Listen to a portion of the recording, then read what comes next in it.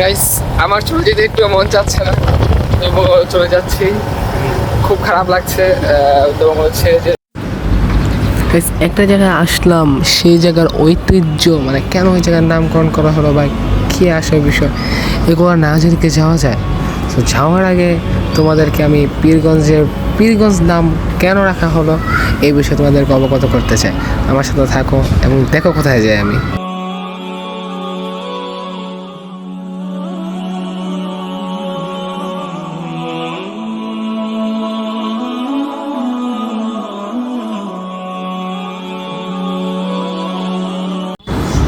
Guys আমরা এখন আছি পীরগঞ্জ শেখ রাসেল স্টেডিয়ামে তেমন মানুষ ছিল না, কিছু ছেলেরা ফুটবল অনুসরণ করছিল। আর এই মাঠ পেরিয়ে আমাদেরকে যেতে হবে সেই পীরের কবরস্থানে। চলো যাওয়া যাক। আমি এখন কোথায় আছি জানো? আমি আছি পীরের কবরস্থানে। পীরগঞ্জকে পীরগঞ্জ নাম করার হেতু এই পীরকে নেই, এই পীর সাহেবকে নেই। এটাই সম্পূর্ণ মাজার। মানুষ ছিল না, বিকেল বেলা ছিল তো।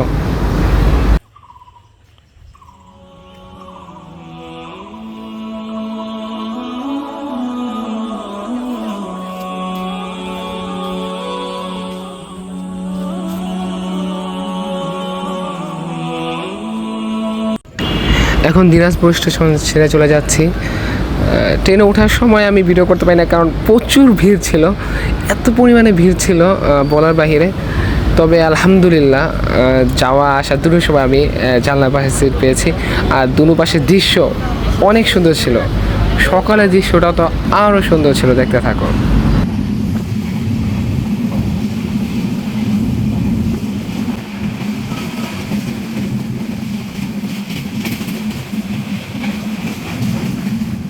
ট্রেনে তখন প্রচুর গতিতে চললেও এখন একবারে স্লো।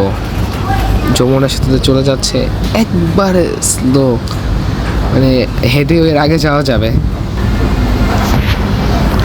পাশের গাড়িগুলো কত স্পিডে যাচ্ছে, কিন্তু আমাদের ট্রেনটা কত স্লো যাচ্ছে।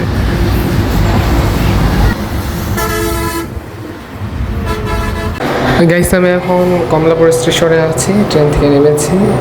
এখন স্টেশন থেকে বের হবো।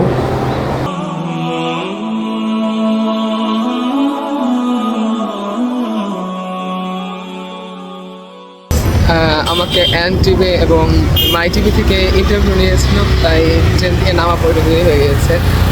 ইন্টারভিউ নিয়েছে বলতে মানে কেমন ঈদ কাটলো, বাকি আমি তো আর পঞ্চগড় বা ঠাকুরগাঁওর লোক না। তো বলেছিলাম ব্লগ করতে গিয়েছিলাম, সেখানে ঘুরতে গিয়েছিলাম। তারপর তারা আর কি ইন্টারভিউ নিয়ে রাখলো। তো এখন রোদ বাহিরে, আমি ডাইরেক্ট এখন যাচ্ছি আমাদের গ্রামের বাড়িতে। তো হয়ে যাচ্ছে এখানে গুলিস্তান যাবো, তারপর ইনশাল্লাহ সেখান থেকে আমি দোহার সুন্দরী পাড়া যাবো ইনশাল্লাহ। সবাই তোমরা থাকো।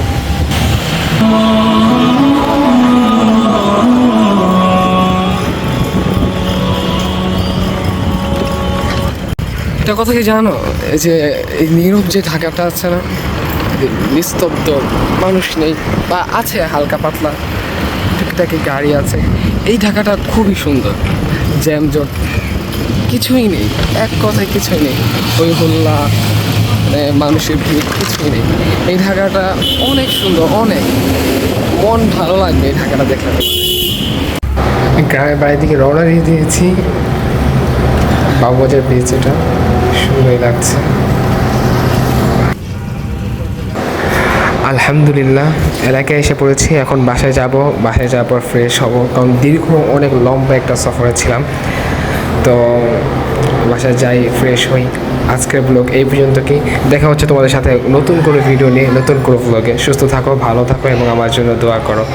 আসসালামু আলাইকুম রহমতুল্লাহি ওয়া বারাকাতুহু।